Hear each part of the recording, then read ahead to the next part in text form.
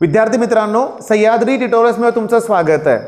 व्हिडिओच्या सुरुवातीलाच मला तुमचं कौतुक करायचं आहे, कारण मी स्वतः काल बघितलंय की फिजिक्सचे 2 व्हिडिओ, केमिस्ट्रीचे 2 व्हिडिओ आणि स्ट्रॅटेजीचा 1 व्हिडिओ, टोटल 5 व्हिडिओ मी तुम्हाला दिले बाळांनो।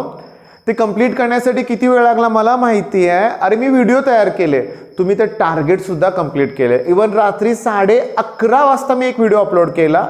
ओके, मग मला रात्री व्हॉट्सअपला पण मेसेज होते उशिरा की माझं टार्गेट कंप्लीट झालेलं आहे म्हणून। खरोखर आनंदाची गोष्ट आहे आणि तुमचं मी पुन्हा एकदा कौतुकच करतोय, कारण तुम्ही अभ्यासाला सुरुवात केलेली आहे, डिस्ट्रॅक्शन तुम्ही बाजूला ठेवलंय। ओके, पण जसं थंबनेल मध्ये मी बोललोय की आजचा दिवस अतिशय महत्त्वाचा आहे। 12 एप्रिल काय आहे? तुम्हाला वाटेल अरे गुढीपाडवा तर उद्याच आहे, मराठी नववर्ष दिन ओके उद्या आहे, मग का आजचा दिवस कसा काय महत्त्वाचा आहे? मग बऱ्याच जणांना वाटेल हां आज मीटिंग आहे ना मुख्यमंत्री साहेबांची आणि शिक्षण मंत्र्यांची म्हणूया आपण, मग या मीटिंगचीच अगदी म्हणूया आपण ना, म्हणतो ना आपण आतुरतेनं तुम्ही चातकाप्रमाणे असं काहीतरी म्हणतात मराठीत, बरोबर आहे का? बघा सांगा बरोबर असेल तर कमेंटमध्ये की विद्यार्थी वाट बघतायत। बाळांनो ते सोडून द्या, येईल डिसिजन तेव्हा बघू। अरे तुमच्यासारखी माझी पण अवस्था आहे, क्रॅश कोर्स लॉन्च करायचा आहे, केव्हा करायचा मला सांगा? बोर्डची एक्झाम जर पोस्टपोन झाली तर मी क्रॅश कोर्स लॉन्च करणार ना। आता क्रॅश कोर्स लॉन्च करून काय फायदा आहे? का 10 दिवसच उरलेत। आणि बघा शेवटी तुम्हाला सांगू का, शिक्षण मंत्र्यांच्याच हातात सगळ्या गोष्टी आहेत असं नाहीये। सल्लागार मंडळ जे सल्ला देईल तो त्यांना मान्य करावा लागतोय। मग त्यामुळं त्यांचे जे सल्लागार आहेत त्यांनी जर म्हणले नाही 23 तारखेलाच घ्यायचे ओके, तर मग काही नाही, आपल्याला काहीतरी विचार करावा लागेल। त्यामुळे या गोष्टीकडे आता दुर्लक्ष करायचं। मग महत्वाचा काय दिवस आजचा? एवढ्या सगळ्या गोष्टी झाल्यात, मी का म्हणतोय महत्वाचा दिवस? तर बाळांनो आज आपला मॅथ्सचा पेपर आहे। सिरियसली काल बऱ्याच जणांनी मॅथ्सचा पण अभ्यास केला असेल आणि मी तुमच्यासाठी मॅथ्सचा पेपर जो आहे तो उशिरा ठेवतोय। ओके, म्हणजे मी तुम्हाला संध्याकाळी 6 वाजता पेपर प्रोव्हाइड करेन। मग दिवसभर वेळ मिळेल ना, आणि दिवसभर तुमच्यासाठी 1 शॉर्ट लेक्चर असणार आहेत। मी स्वतः वेक्टरचा व्हिडिओ प्रोव्हाइड करणार आहे। Line प्लेनचं already 1 short lecture Jagday सरांनी तयार केले, ते त्यांच्या चॅनलवरती असणारच आहेत, ते सुद्धा दिवसभर तुमच्यासाठी व्हिडिओ प्रोव्हाइड करणार आहेतच। मग ट्रिग्नोमेट्रिक फंक्शन असेल, नाही तर 3D लाईन प्लेन असेल किंवा वेक्टर असेल, एओडी ॲप्लिकेशन ऑफ डेरिव्हेटिव्ह असेल, आम्ही दोघे मिळून तुम्हाला व्हिडिओ प्रोव्हाइड करणार आहे। म्हणून तर आजचा दिवस महत्त्वाचा आहे आणि आनंदाने आपल्याला अभ्यास करायचा आहे। शेवटी न्यूज आपल्यापर्यंत पोहोचणार आहेच ओके, आणि आपल्यापर्यंत पोहोचू दे तेव्हा बघू आपण कशी न्यूज असू दे। एक्झाम पुढे गेली तरी प्लॅन करू। एक्झाम जर महिनाभर पुढे गेली ना बाळांनो, तर आत्तापासूनच सीईटी साठी प्रिपरेशन स्टार्ट केली पाहिजे, हे महत्त्वाचं आहे। एक्झाम जर पुढे गेली तर काय होणार तुम्हाला सांगतो, सीईटीची एक्झाम आणि बोर्डची एक्झाम मध्ये जास्त मोठा गॅप ते देणार नाहीत बाळांनो। ओके, लवकरच कमी गॅप मिळेल। मग एक्झाम आता एरवी कसं होतं बघा, जर एक्झाम पुढे नाही गेली, पोस्टपोन नाही झाली, 23 तारखेपासूनच सुरू झाली, तर आपल्याला साधारण जुलै ऑगस्ट मध्ये सीईटी होईल, बरोबर आहे? मग 2 महिने वेळ मिळेल, पण पोस्टपोन झाल्यावर तेवढा वेळ मिळेल असं आहे का? नाही, लक्षात घ्या। पण मेन काय, आपण त्याप्रमाणे तयारी करणार ना, आत्ताच आपण प्रिपरेशन करू शकतोय, म्हणजे त्यावेळेस ठरवू। बरं मग आज काय करणार?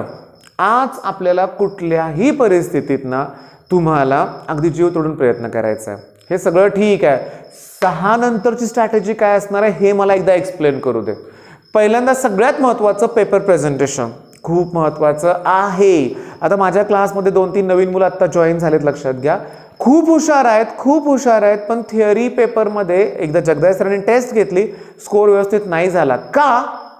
बोर्डला स्टेप प्रमाणे व्यवस्थित लिहिणं गरजेचं आहे। रूल्स फार वेगळे आहेत, म्हणजे तुम्हाला माहिती आहे, मध्ये आपण बघितलं की एका चॅनलवरती सांगितलं होतं मॉडरेटरनी, की काय सांगितलं होतं की तुम्ही जेव्हा MCQ अटेम्प्ट करताय, समजा तुम्ही क्वेश्चन 1 ठीक आहे, त्यातली पहिली MCQ आहे, तुम्ही XYZ काहीतरी आन्सर लिहिलं, नंतर तुमच्या लक्षात आलं की ऑप्शन ए चुकीचं आहे, बी बरोबर आहे, आणि तुम्ही हे खोडून बी लिहिलंय, नाही तपासलं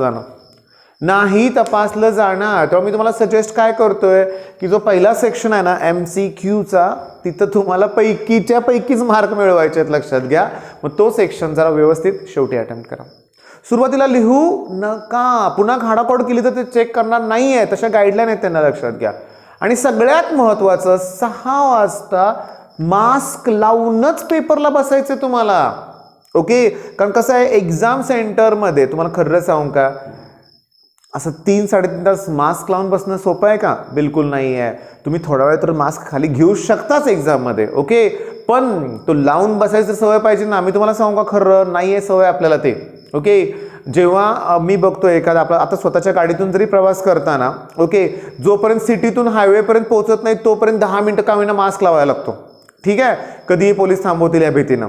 मेन पॉईंट काय, मेन पॉईंट तोपर्यंतच असं गुदमरल्यासारखं झालेलं असतं, लक्षात घ्या. त्यामुळे ते पॉसिबल नाही आहे. अगदी साधा यूज अँड थ्रोचा मास्क जरी वापरला तुम्ही ना, ओके, तरी ते कसं सफोकेटिंग होतं, लक्षात घ्या. आणि काही एकदम टाईट मास्क, तो N95 सारखा मास्क तर शक्यच नाही आहे. पण तुम्हाला त्याची सवय हवी आहे. पेपरला तुम्हाला थोडं का होईना मास्क लावून बसावंच लागणार आहे, लक्षात घ्या. पहिली आणखी दुसरी महत्त्वाची गोष्ट, 9:30 वाजेपर्यंत जागेवरून उठायचंच नाही आहे. 3.5 तास. बोर्डला तर 3.5 तासाचा पेपर आहे, तुम्हाला लक्षात घ्या. 30 मिनिटं एक्स्ट्रा तुम्हाला मिळत आहेत. कंटाळणार आहे तुम्ही, मला माहिती आहे, पण त्याचा फायदा काहीतरी करून घेऊया ना. दिलाय ना वेळ वाढवून, मग काय करणार, प्रेझेंटेशन परफेक्ट. म्हणजे प्रत्येक क्वेश्चन नंतर लाईन्स ड्रॉ करू शकताय तुम्ही, उत्तराला बॉक्स करू शकताय, वर्ड आन्सर म्हणजे काय असेल परफेक्ट लिहू शकताय, ठीक आहे. आणि बघा महत्त्वाचं काय माहिती आहे का इथं, की एक्झामची आता तयारी करताना सुद्धा गेले 2 व्हिडिओ मी सलग प्रोव्हाइड केलेत तुम्हाला. म्हणजे 3 ते 4 व्हिडिओ आहेत. मी काय करतोय की सगळ्याची लिंक डिस्क्रिप्शनमध्ये देतोय, तेवढंच फॉलो करा. म्हणजे तुम्हाला सांगू का, की मी एक व्हिडिओ असा केला आहे की 100% गॅरंटेड क्वेश्चन. तो एक व्हिडिओ त्यातले टाईप जरी करा तरी पुष्कळ होईल. पण त्यातलंही मला वाटतं मॅट्रायसिस आणि LPPचं माझं द्यायचं राहिलं होतं. पण नंतर गेल्या आठवड्यात सुद्धा 2-3 लेक्चर्स मी प्रोव्हाइड केलेत की मॅथ्समध्ये थोडेसे टॉपिक जरी परफेक्ट केले तरी तुम्हाला 40+ मार्क मिळू शकतात, लक्षात घ्या, ओके. मग ह्या गोष्टी केल्या पाहिजे. आणि एक महत्त्वाचं सांगू का तुम्हाला मी, डेरिव्हेटिव्ह, इंटिग्रेशन, डिफरन्शियल इक्वेशन याची तुम्हाला इंजिनिअरिंगला गरज लागते. Partial differentiation, okay. महत्त्वाचं म्हणजे काय, differential equation, homogeneous differential equation. आता इंटिग्रेशन म्हटलं ना तर तुम्हाला सांगू का, मी 4 इयर सिरीज नावाचा एक टॉपिक शिकवलाय M1च्या मुलांना, ओके. तर क्लिअरली त्यात फक्त by parts, okay, upper limit lower limit, पण ॲक्युरेसी खूप लागते, खूप ॲक्युरेसी लागते. मी तुम्हाला सजेस्ट की तुम्हाला जर इंटिग्रेशन परफेक्ट करायचं असेल ना तर तुम्हाला ट्रिग्नॉमेट्री जमली पाहिजे. तुम्हाला फॅक्टरायझेशन, डिफॅक्टरायझेशन आणि पुन्हा sin 2x, cos 2x, sin 3x हे फॉर्म्युले परफेक्ट आले पाहिजे. दुसरी गोष्ट, तुम्हाला जे ट्रिग्नॉमेट्रीचे टेबल आहे ते परफेक्ट आलं पाहिजे, त्यातल्या व्हॅल्यूज सगळ्या लक्षात आल्या पाहिजेत. 12th स्टँडर्डपर्यंत तुम्हाला सांगू का, आपल्याला कॅल्क्युलेटर नाही आहे. इंजिनिअरिंगला कॅल्क्युलेटर असतो, त्यामुळे त्यांना ते इझी जातं बऱ्यापैकी, लक्षात घ्या, पण आपल्याकडं नाही आहे. मेन महत्त्वाचं काय की थेरम. तुम्हाला सांगू का, मी प्रत्येक पेपर बघितलाय बाळांनो, सेक्शन C मिनिमम 2 थेरम तरी आहेतच मिनिमम, आणि काही काही वेळेस 3-3 थेरम सुद्धा त्याच्यात आहेत. मग सेक्शन C इम्पॉर्टंट आहे, त्यातच चांगले मार्क आपल्याला मिळवायचे आहेतच, ओके. थेरम कुठल्याही परिस्थितीत परफेक्ट करायचं, ओके. होतं काय, मी बघितलंय. मला सांगा, डेरिव्हेटिव्हच्या थेरममध्ये तुम्हाला डेल्टा लिहायचं आहे, बऱ्याच ठिकाणी डी पण लिहायचं आहे, बरोबर आहे. तिथं डीच्या ठिकाणी डेल्टा लिहिलं, डेल्टा ठिकाणी डी लिहिलं तर मार्क्स मिळणार नाही आहे. त्यामुळे थेरम्स पण परफेक्ट लिहायचे आहेत. आलं का लक्षात तुमच्या? आता शेवटी, व्हिडिओच्या शेवटी मला काय म्हणायचं आहे बघा, की आमची टीम आहे, आम्ही मिळून तुम्हाला सपोर्ट करतोय, ओके. क्रॅश कोर्सबद्दल पण लवकरात मला तुम्हाला सांगायचंच आहे. पण त्याच्यापेक्षाही महत्त्वाचं मला काय सांगायचं आहे बघा, की आम्ही आता गुढीपाडव्यापासून म्हणजे उद्यापासून ऑनलाईन ॲडमिशन घ्यायला स्टार्ट करतोय. माझ्याकडं काय आहे मी तुम्हाला सांगतो, म्हणजे आमच्या टीमकडं म्हणूया आपण, 8th स्टँडर्डपासून 12th स्टँडर्डपर्यंत, ओके, सगळा आमच्याकडं व्हिडिओज तयार आहेत, ओके.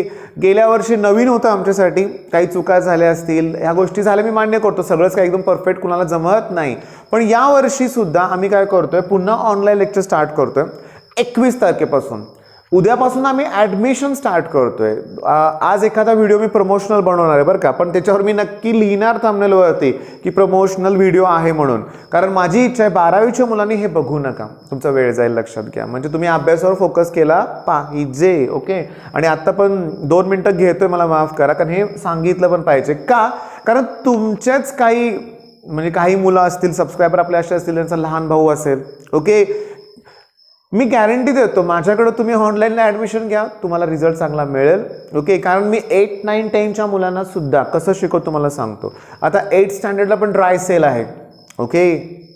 मी त्यांना असं क्लिअरली सांगतो की 12thला परत हे आपल्याला करायचं आहे. यावर्षी तो डिलीटेड आहे जाऊ दे, पण जर तुम्ही 8th स्टँडर्डमध्ये तो पॉईंट परफेक्ट केला तर बरोबर सांगा.